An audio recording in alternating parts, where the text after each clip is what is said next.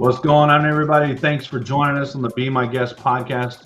This is your host, Frankie, and I want to bring on another great guest. As you guys know, we've had some great guests already. People are giving us great feedback of the things they're learning, the insights they're getting. And this is going to be another good one for you because we got someone coming from a different part of the world. But let me tell you something. This gentleman's got a great backstory, as well as some successes and failures. And I think you're going to learn a lot because I've already learned a lot even in the pre-interview. So I'm going to bring him on without any further ado. My man, Denis, thank you for joining us and coming from all the way from the other side of the world, pretty much. It's 6 o'clock where you're at. And so if you could, man, introduce yourself and tell everybody who you are and what you do. Yeah, man, it's a really pleasure being here, man. Yeah, of course, like a short recap. Yeah, I'm coming from Slovenia. Like, not a lot of people know that place. It's a small country, 2 million people. I come even from a small town where it's like 3 to 4K people, which means like, the options getting out, it's very limited, right? Now, putting all this to perspective of a household with a low income and, alcohol abuse and all that, it's kind of your options kind of drop, right? Right. Luckily for me, I found, the basketball, which kind of took me away from all the bad things, all the bad, people that kind of, that could pull me back. And, I could have gone easily in the wrong way, and then basketball kind of took me, out of my city, out of my country, all the way to the world where I played like 20 seasons overseas as a pro basketball player, which then, kind of lead me into the tech world where I joined Sport Radar and Stats Perform, in the iGaming industry as a manager and then also as a program manager, and from there, I started building my own companies, my own startups. One of them, two of them was a failed mission. So, like lack of experience kind of catch up on me.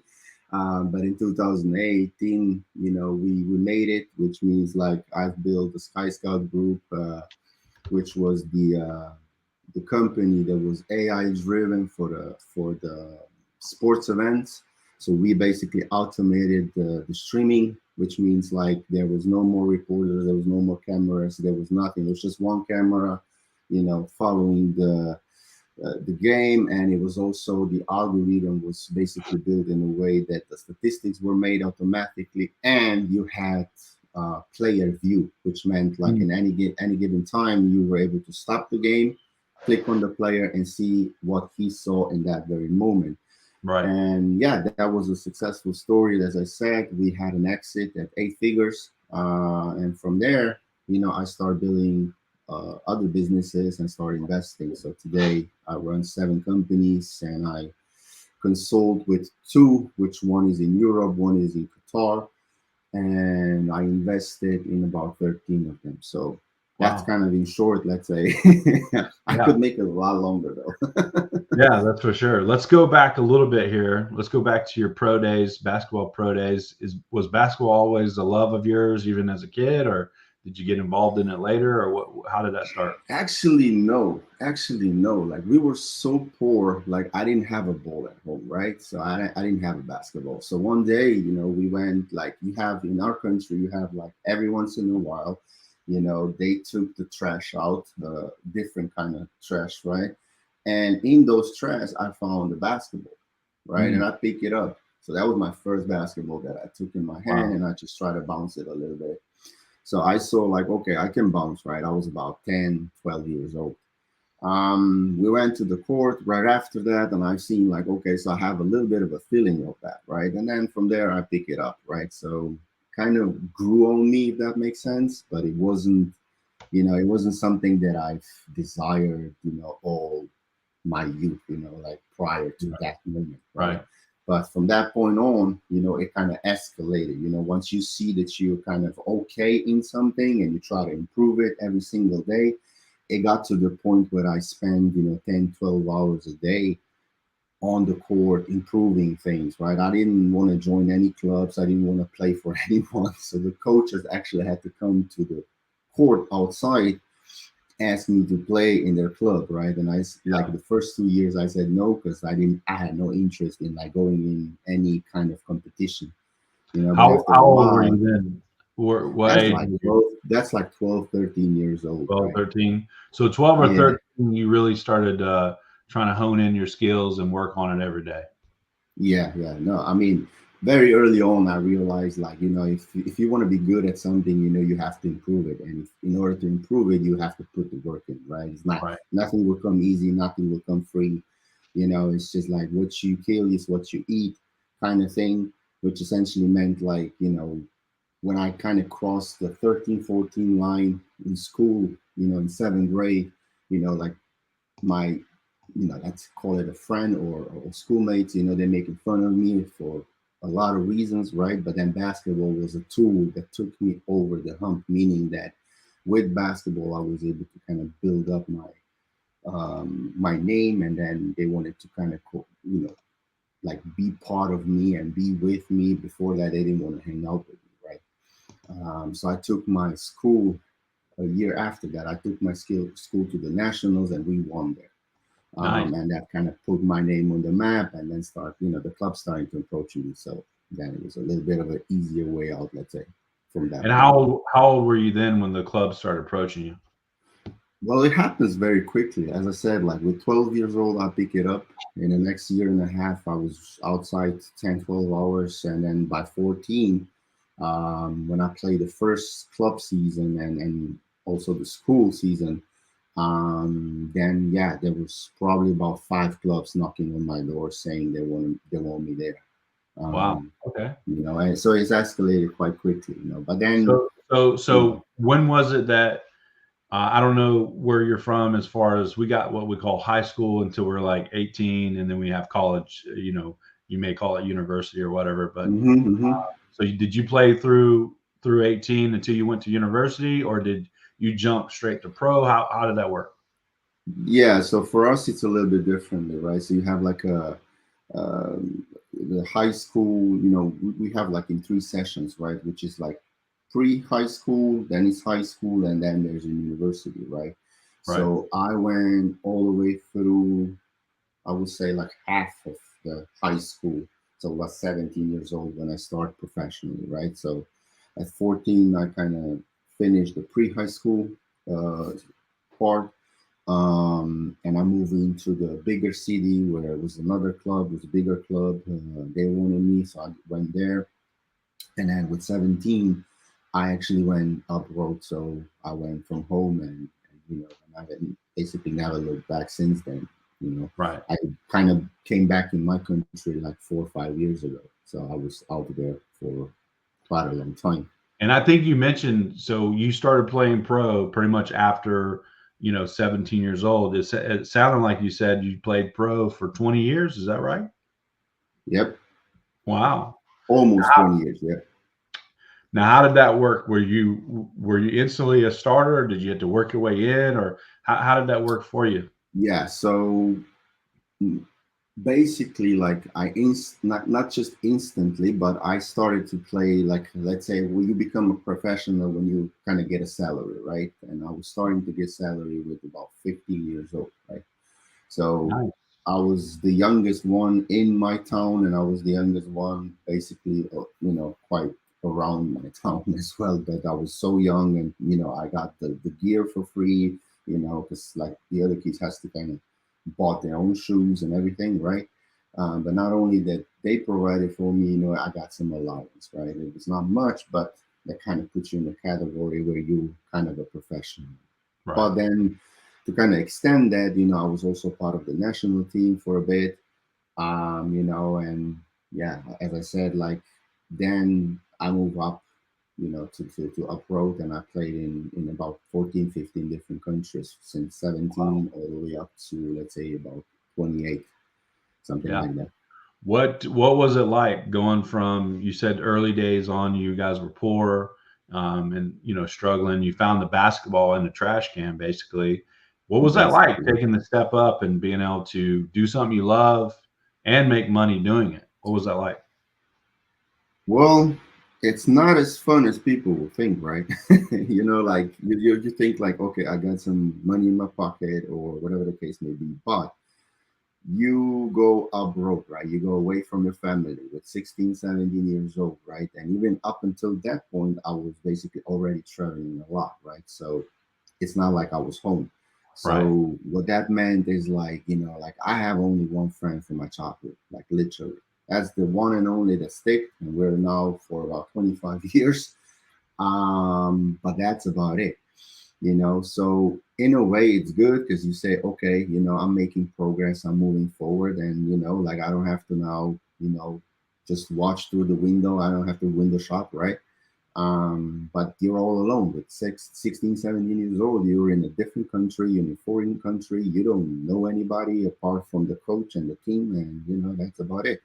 Yeah. So it's kind of a bittersweet kind of thing, where you're making progress and you're happy about that. But if you're away from the family for 10 months, right, then it's also kind of hard. But Right.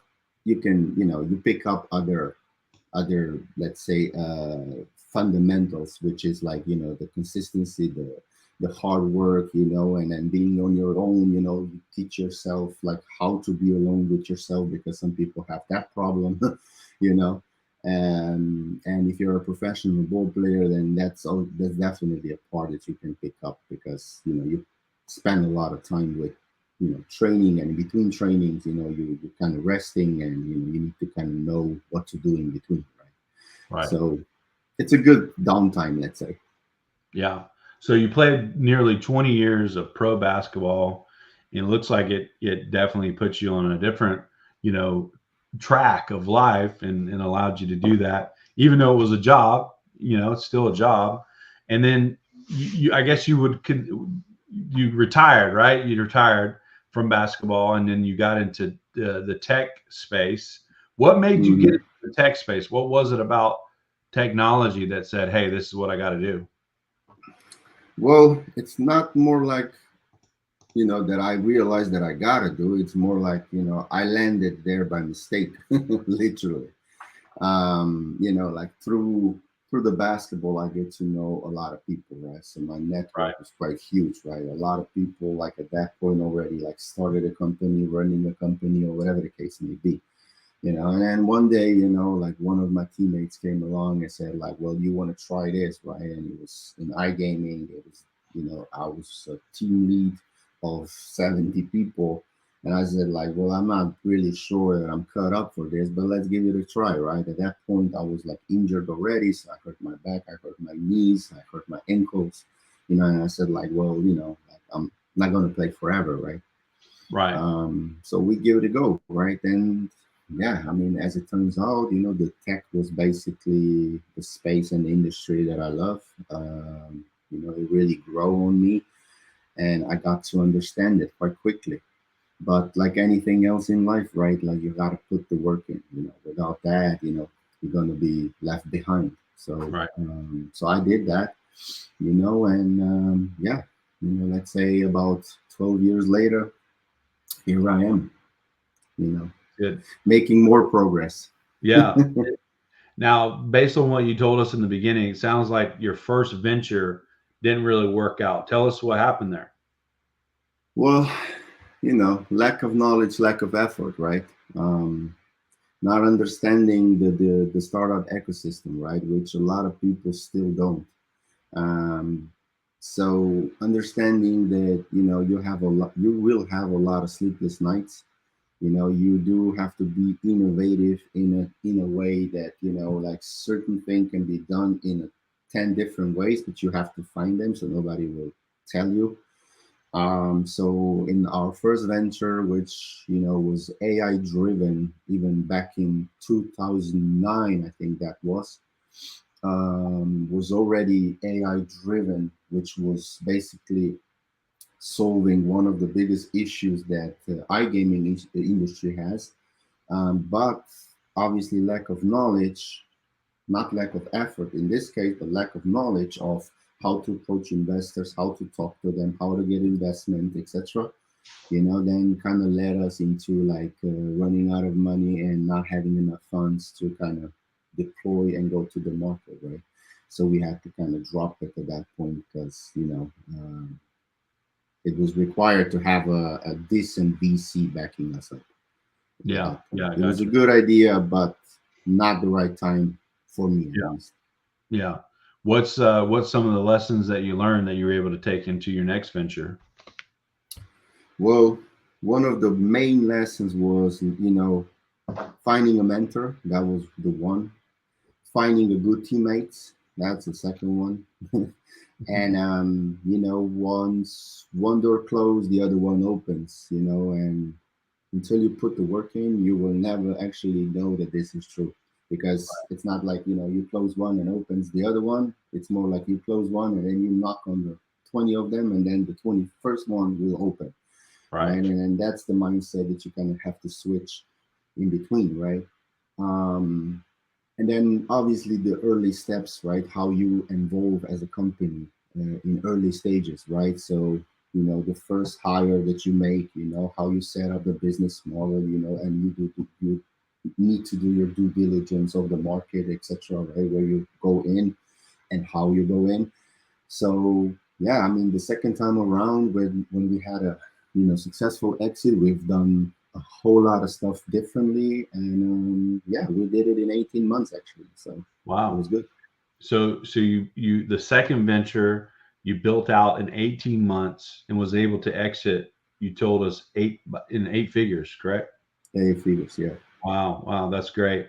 Now, I'm going to play a quick promotion video. When I get back, I want to ask you what your thoughts are on AI, since it sounds like you were in AI way before a lot of people were, and what our biggest threat is of AI, and what's the biggest benefit from according to you. But I'm going to play this quick promotion, and when we come back, we're going to ask you that question right there. Hey, have you ever thought about starting a podcast? Or maybe you already have a podcast. But here's the thing. How do you monetize your podcast? How do you make money using your podcast? Well, most people will think, well, I'm just going to get exposure because more people are going to see me. But here's the thing. That takes time to grow an audience for your podcast. If you're already not known, it takes time. And maybe some of you don't even have the time or could afford the time it takes to grow that audience. But you need to be able to land clients. Well, guess what? I figured out a way how to do that using your podcast without any paid ads, without affiliate links, without AdSense on YouTube, without actually having an audience. You can start today landing clients with your podcast consistently. I have done it. And what I've done is I've put together a free training, absolutely free, no gimmicks, no strings attached. You can download it, you can watch it, and learn how you can start landing your ideal clients today. Here's the link, getclientswithpodcasting.com. That's getclientswithpodcasting.com. Go on there, fill the form out, get the free video, watch it and implement it, and start getting your ideal clients today with your podcast. I want to hear back from you so you can show me how you've made more money than ever using your podcast. I know you can do it. Go to getclientswithpodcasting.com. All right, we're back with Be My Guest, and I have Dennis here. He's got a great story, pro basketball player and in the tech arena, and exited using the tech space of business. He grew in 18 months to 8 figures, and he got started in AI back in 2008 and 9, way before anybody was even talking about it. And now obviously AI is the talk of the town for the last couple of years now. What's your thoughts on AI? What should we be concerned about, and what is it that you think AI will do for us in the world that we live in now? Yeah, I mean, the main concerns of the AI is probably like getting people worried about the wrong thing, right? Meaning that most of the people think like the AI will replace them, and they won't have a job or whatever the case may be, right? But that's not the case. Like, the AI is the tool that will help you maybe speed up your work, speed up your productivity, efficiency, whatever the case may be. So in a way, the AI will always be the tool that will kind of assist you rather than replace you. Right. So this is the way I see it, and I think it's going to stick forever, and it's going to grow, and it is growing very, very aggressively. But I think like we as a human, we need to start thinking differently about the AI and about how we approach our jobs, our missions, our businesses, or whatever the case may be. We need to start thinking how we can leverage the AI rather than worried about at what point they will replace us, right? Because even back in 2009, when we, built the algorithm, which was literally validating the betting tickets, right? It didn't replace the entire company. You know what I mean? It's just restructured the company a little bit where they can save, let's say, some money, for some other innovations. So that was the healthy approach, right? So they didn't go and fire people because now we have an AI and AI can do, certain things a lot faster, but they use that and Yeah. restructure the company in a way that people get into the new positions, and the money they save, they put it in new projects. So basically the company was able to grow. So that's a healthy way to approach it. That's good. So we shouldn't be worried about it, but definitely it is growing aggressively, and it will help us, you know, take it to the next level. Yeah. Will it replace us? I don't really think so, not to the full extent, but some jobs, obviously, yes. But there will be new jobs coming along, different Yeah. jobs, different types of jobs. So, Yeah, I mean, if you think about it, there's always going to be jobs that get replaced, whether there's AI or not, whether it be, just exactly. technology period or computers, there's always going to be some jobs at stake. But it also should create some jobs too, some other opportunities and It other, does, for sure. It so, does. so there's positives. I was, like if you go to McDonald's nowadays, you have like this robot there, right? In Europe now, you have like it's a cat basically, right? That kind of serves you, right? In Slovenia, for example. Now this was made by a good friend of mine, and he built it about 7 years ago. Right, so I was there early when they kind of start this serving cat that now kind of run through the McDonald's, at least here in Slovenia and Austria, right? So it was kind of funny to see how they elevate from the idea all the way through now being present in a lot of spaces, and McDonald's just being one of them, and how people accept it rather than being worried about it, right? So it didn't eliminate jobs, right? Because people remain where they are, but the productivity was elevated, and now they sell more, they can distribute more, so there's a lot more service done in the same amount of time, right? So you need to, in this case, for example, it's like you need to kind of consider it that you have now, new employees kind of thing. Yeah. It's kind of funny, but this is particularly, close to my heart because I was very close to the project at one point, which I thought it was great, but I didn't believe that, companies like McDonald's will seriously consider it in that short of a time, but they did. So Right. that's Right. really great. And look, I don't know if you know, but I'm 300 none of business pounds here. So when I go to McDonald's and I order through their machine, I prefer it because dealing with some people that work at McDonald's is not ideal. That's for sure. So if you want to know the truth, Yeah, if you want to know the truth. yeah. I mean, So I feel you. I feel you. I know what you're talking about. yeah. So going from poverty, finding a basketball in a trash can, becoming a pro basketball player, to exiting a business that you started and founded in 18 months to 8 figures. How did that change your life? What was some of the things that really changed for you? That was probably the biggest liquidity event for you at that point, right? I would say yes and no, right? Because as I said, you made a lot of mistakes along the way, right? Now, if you're not knowledgeable early on about the finance and the structures that comes with that, then it could be a pain, right? So some people will say, wow, 8 figures. Okay, you must have a mansion and a Ferrari at home. that I don't, right?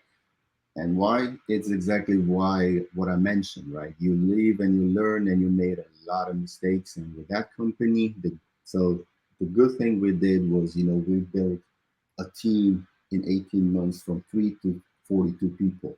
We signed the biggest and the baddest organizations across the world, right? So that gave us basically the exit, right? But what I did wrong was financial structure of the company. And I made it so wrong that, I didn't like my payday wasn't what people would expect, right? So, Okay. nowadays, basically, I do a lot of consulting, and I would say that the financial side nowadays is one of my strongest ever, because since then I've built another companies that were successful, but at that point, I make sure that I understand the financial system, perfectly, let's say. So as I said, it was lesson learned, but it was lesson learned in a way that, I use it nowadays to help other startups and companies to, going anywhere from restructuring their debt, to restructuring their financials, the business model, or restructuring the organization. It all Yeah. depends. Yeah. And so it sounds to me like when you saw that it wasn't as successful in that area for you as it could have been, you're like, hey, I got to figure this out, and I got to make sure it never happens again. And so you implement it right away. How long did that take you to start again and do it the way you learned was the better way? So it took me about 2 years. So, it took me almost 2 years to kind of get back on track. And I used that time, to just to, get my mentor, and, get my resources, and, gather my team and prepare a plan, right? So, and then we kind of did the retrospective kind of thing, right? Where we go back and see, okay, so this is what we've done. This is the way we've done it. Now, this is what we've done wrong. This is what we've done good. Okay, so what we've done bad, let's see how we can restructure and come out stronger, right? So at no point I was, let's say, not satisfied with exit or disappointed or angry. I wasn't, right? As I said early on, even early days, nothing was given to me, right? So, you fail, you learn, you move on. That's it, Yeah. right? Whatever the case may be. Now, it's a good story, obviously, because, at least I proved myself that I can build something that it's innovative, that people want, and I can make an exit. Now, making an exit also meant that I had to, you know, network a lot. So I met a lot of people throughout that networking, right? So, I leverage that in my next ventures, right? Which are all, which are still ongoing, basically. Nice, nice. So it sounds like not only did you learn what you need to do different for yourself, but it sounds like that's what you create. That's what you do now for other people in their businesses is make sure they have the proper structure so they can maximize the benefit of an exit if they're going to do that, or even along the way as they start making money. So, what do you think the biggest lesson that you incorporate in what you do now to the businesses that you're consulting is?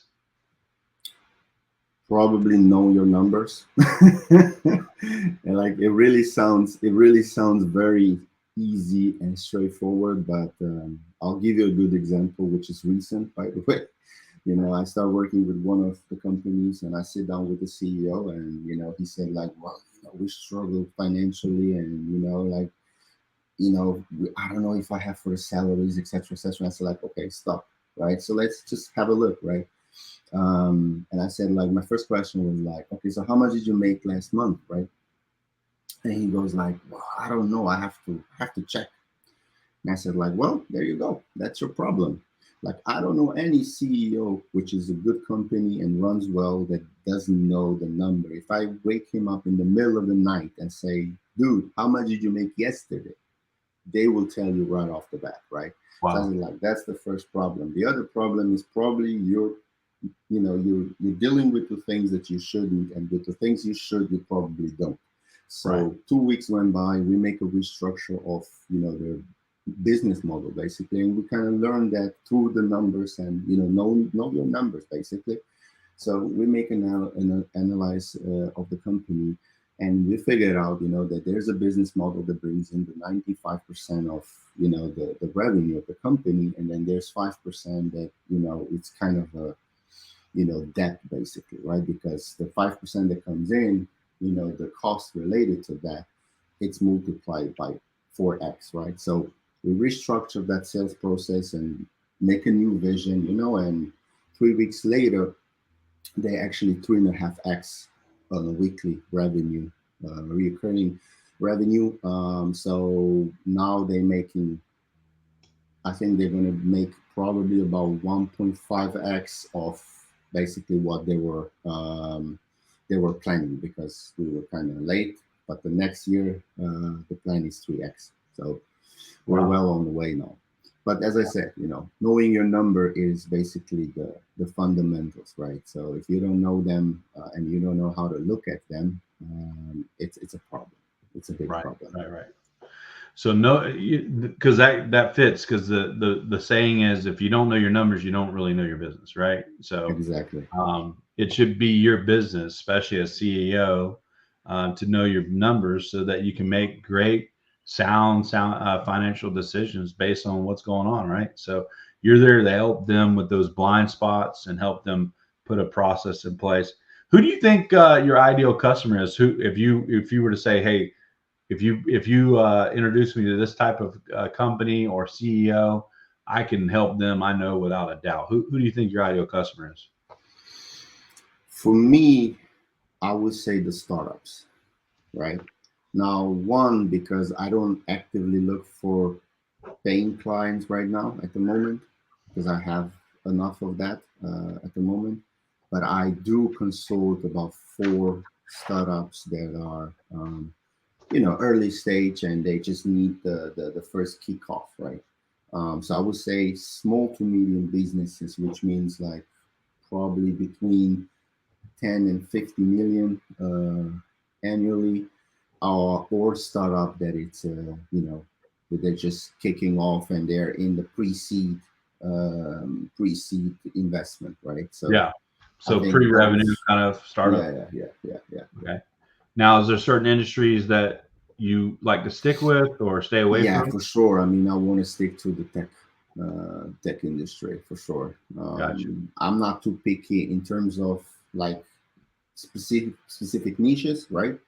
But definitely tech industry for sure. Gotcha. Mm. Awesome. What's some of the challenges right now that you're facing as far as your business is concerned, as far as making this shift to more investor versus, running a company? What are you facing now? Or is everything smooth sailing, or you got anything that you could share with the audience and that maybe that they can get some advice from? Well, right now I'm lacking of resources. So if anybody's looking for like a freelancing gig or whatever the case may be, like whether it's auditing the videos or the content, the copywriting, or the ads, salespeople. Yeah, I mean, we need food on the ground as well, so I'm lacking resources right now badly. Right. That's what I said, and I started off like, we're not taking in new clients even because we cannot serve them properly, right? And then there's only one me, which means like we now building internal system where we bring more people like me on board. So then we have more resources, more manpower to kind of then take another clients on. But we have a waiting list right now, which takes some people are now waiting for about 2-3 years before they get in. Nice. Gotcha. Well, it sounds like you have a high demand for your services and consulting and things like that. Well, listen, I want to make sure everyone gets a chance, if I can, be able to get a hold of you. What's the best way for people to reach out to you? I know you had a email and LinkedIn, right? Is that for yeah, I mean, the best way is this, yeah. And I tend to always, when I join any interview and podcast, I always offer like free consulting hour. It's like 30 minutes. It's not an hour. It's 30 minutes where, they can reach out, they can book a time slot of 30 minutes. We go through their business model. And then in 30 minutes or so, like usually it takes longer, but then I can maybe point them in the right directions, right? And then if from there we find like a synergy and energy, then we can maybe find some common ground, right? But for now, as LinkedIn is the best way to go about, and the email that I provided, and I can definitely drop also the Calendly, so they can book this 30 minutes if they're yeah, for sure. So if you guys are interested, those who might be watching this, or even the circle that we're in with our Be My Guest podcast community, if you're looking for consulting, especially in the tech space, my man Denis here sounds like he's got a great experience of understanding what it looks like to structure it properly, get your business in the right setup, and also a way for him to be able to gain some ground in his own situation as well. Reach out to him, reach out to me. I'd love to connect you guys. For those who be watching this, post it in our community, things like that, and connect with you there. Denis, is there anything else that we can share with the audience that you want to make sure they know about you? Not much more. I think we've said it, basically everything that there's to be said. As you mentioned, and I appreciate it. Like if there's anyone that, wanted to kind of kick off this, it's free of charge, obviously. It's 30 minutes, but I think my 30 minutes can usually, kind of take you along the way, right? So I can definitely evaluate a whole lot. The only thing is, like, when they book it, just come prepared, right? So know your business, know your numbers, so in 30 minutes we can do the best we can do, right? Yeah, and again, guys, if you're looking for someone who has experience with a startup all the way to an exit, Denis sounds like he's got that experience. He can walk you through some of those things, make sure you get things you need in order, and even start thinking in the right way. Because when you've been through experience like that, like my man Denis has, you understand it from a bigger point of view and perspective. And a lot of times when you're starting a business, you don't think about some of those things because you're at like square one, right? So I know that from experience myself. So Denis, I want to take a moment and just say thank you for coming on and sharing your story. You got a great story. Love the fact that you played basketball like I did. I know most people say, where did you play football? Yeah, well, I didn't play football. I did play basketball. I just stopped playing basketball, and that's the problem. I used to play like a couple times a week, but I need to get back to it. But I would probably have to have an oxygen tank just to make it up and down the court nowadays. But I love the fact that you played basketball and had a great pro career, and then you went into business and technology. So that's an awesome story. Thank you again for sharing your story, sharing your insights, and being on the podcast. Be my guest today. Thank you, man. Thank you for having me. It was really a pleasure. Yeah, Anytime, no problem. Man. Thank you so much.